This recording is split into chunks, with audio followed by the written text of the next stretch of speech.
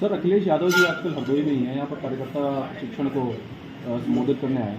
उन्होंने कल एक स्टेटमेंट दिया यहाँ पर कि बीजेपी से मच्छर तो संभल नहीं रहे, डेंगू को लेकर स्टेटमेंट दिया कि बीजेपी से मच्छर तो संभल नहीं रहे, देश क्या संभाल रहे हैं। इस पर क्या प्रतिक्रिया है?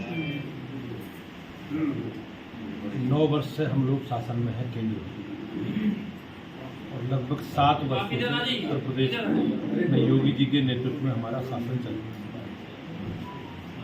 हमारी सरकार ने जो हमारे कमिटमेंट, हमारे संकल्प पत्रों में बातें कही गई हैं, जो चुनाव से पहले सभी राजनीतिक दल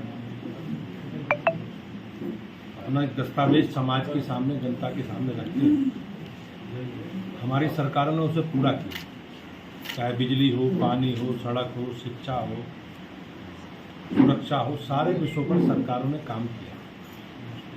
अब अखिलेश जी अपने शासन की बात कर रहे हैं, इसमें वो 2012 से 17 तक शासन में थे। किस प्रकार की अराजकता थी, गुंडागर्दी, बेईमानी, भ्रष्टाचार, और पूरा प्रदेश दंगाइयों के हवाले था। सरकार दंगाइयों के साथ खड़ी थी। या वो माननीय मुलायम सिंह जी के शासन की बात करते हैं कि किस प्रकार से महिलाओं के, बहनों के बारे में उन्होंने शब्द कहे, किस प्रकार से अयोध्या में उन्होंने कार सेवकों का नरसंहार कराया। तो मैं ये समझ नहीं पा रहा कि वो किस विषय की बात कर रहे हैं। कि भारतीय जनता पार्टी संकल्पित है। हमने, हमारी सरकारों ने देश के, प्रदेश के को बेहतर बनाने के लिए, सजाने और संवारने के लिए योगी जी और मोदी जी के नेतृत्व में हमारी सरकारें काम कर रही हैं। और हमें गर्व है कि जनता ने, हमें उत्तर प्रदेश की महान जनता ने 4 बार भारतीय जनता पार्टी को 2 लोकसभा चुनावों में और 2 विधानसभा चुनावों में बड़ा जनादेश दिया। भारतीय जनता पार्टी के सभी कार्यकर्ता, हमारे माननीय प्रधानमंत्री जी से लेकर बूथ अध्यक्ष तक, हमारे जितने भी पार्टी के कार्यक्रम हैं, हमारे सेवा के काम हैं, रचनात्मक काम हैं, हमारी सरकार के काम हैं, हम सारे रिपोर्ट कार्ड अपने सरकार के कामकाज का लेकर लगातार जनता के बीच में। पिछले कुछ महीनों से INDI है गठबंधन की बड़ी चर्चा है। अलायंस से दिल्ली में बैठक हो रही, मुंबई में बैठक हो रही। अखिलेश जी गए मध्य प्रदेश में उनका कुछ क्लैश हुआ। इसके बाद से बयान आने लगे, अखिलेश जी कांग्रेस के नेताओं को चिटकुट नेता बोल रहे हैं, कांग्रेस के नेता उनको अखिलेश कौन है ये सब बोल रहे हैं। क्या चल रहा है इसमें? कैसे आप इसको किस तरीके से देखते हैं आप बीजेपी वाले? लोकतंत्र में, राजनीति में भाषा की मर्यादा बनी रहे।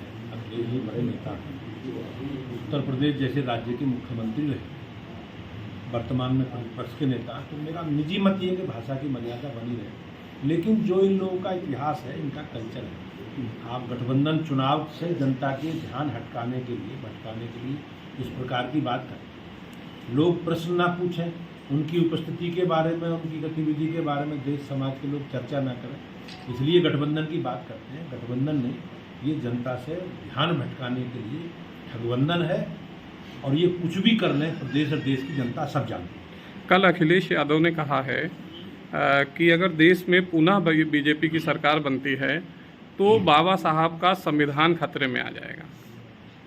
हम 9.5 वर्ष से हमारी केंद्र में सरकार है, और संविधान और आरक्षण के विरोधी और बाबा साहब के प्रतीक चिन्हों को मिटाने का काम हमेशा समाजवादी पार्टी की सरकारों ने किया।